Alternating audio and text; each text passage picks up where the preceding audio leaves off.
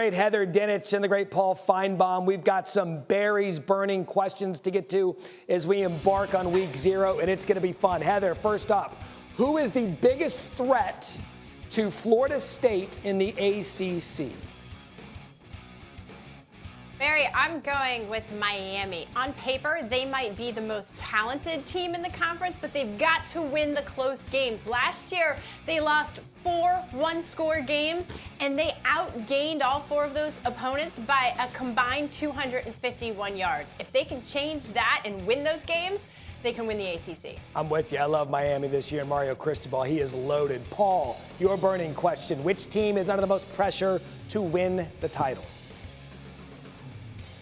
Ohio State. They have so much on the line with possibly the most talent in the country, Matt. They have everything except maybe a proven big-time winning quarterback, but they have all the other pieces, and here we go again. Ryan Day has lost 3 in a row. He can't afford to lose 4 in a row to Michigan and not go very deep in the playoffs, so the pressure is on him.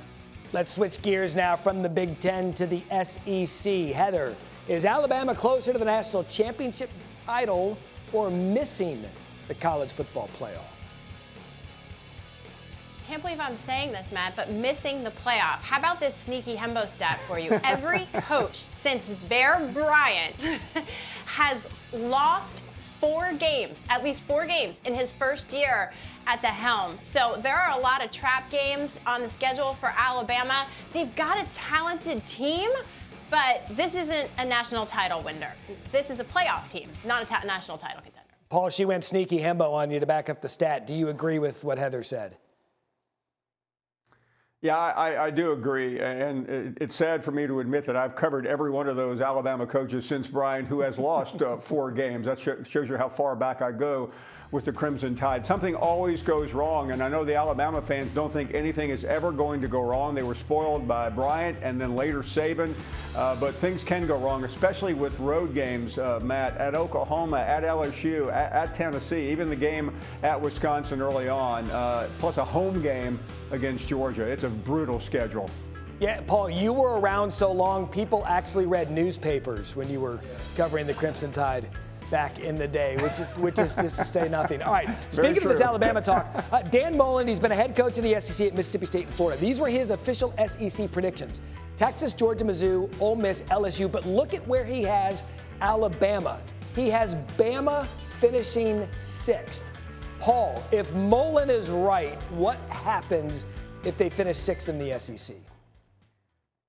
Well, fans will be trying to yank Nick Saban off the game day set and bring him back to coach, because that's not permissible at Alabama. This is a school, Matt, that played for the national championship just about every year in the last 10 or 11, and they only won 6 of those. So finishing that low in the SEC, missing the playoffs, that's a complete bust for Kalen DeBoer if that happens, and if Dan is right. See what he does in year 1, but it is a lot of pressure following a legend. Speaking of pressure, they had me last night put together my first 12-team bracket. So for the good of the show, I played along. I'm not going all chalk like everyone else is doing. Here is Barrie's bracket a la Greenie's list. I've got Georgia, Oregon, Virginia Tech, and Oklahoma State as your conference champions. They get in with the bye. Buckeyes, Texas, Alabama, Ole Miss, Penn State, Missouri, Utah, and I've got Memphis as your group of 5 champion, highest ranked, getting in the playoffs. So, Heather, look at it, rip it, discuss it. What did I get right? Barrie, it's a good thing you're looking sharp today, buddy, because your outfit there might be the only thing you got right here today on this show. But look, Georgia, I'll go with Georgia. I'll give you that one, okay? But Virginia Tech, not quite there yet. Florida State, Clemson, Miami, maybe. I know you love Virginia Tech. I know you love the Hokies.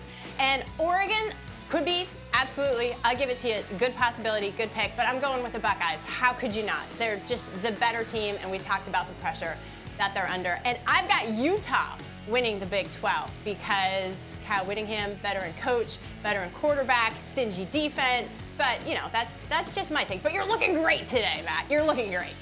But Oklahoma State has the most returning starters coming back, and that's something. None of these portal guys trying to get the chemistry. Paul, it's your turn. Fire away. Yeah, I try to sit next to Heather in class every day because she's so smart.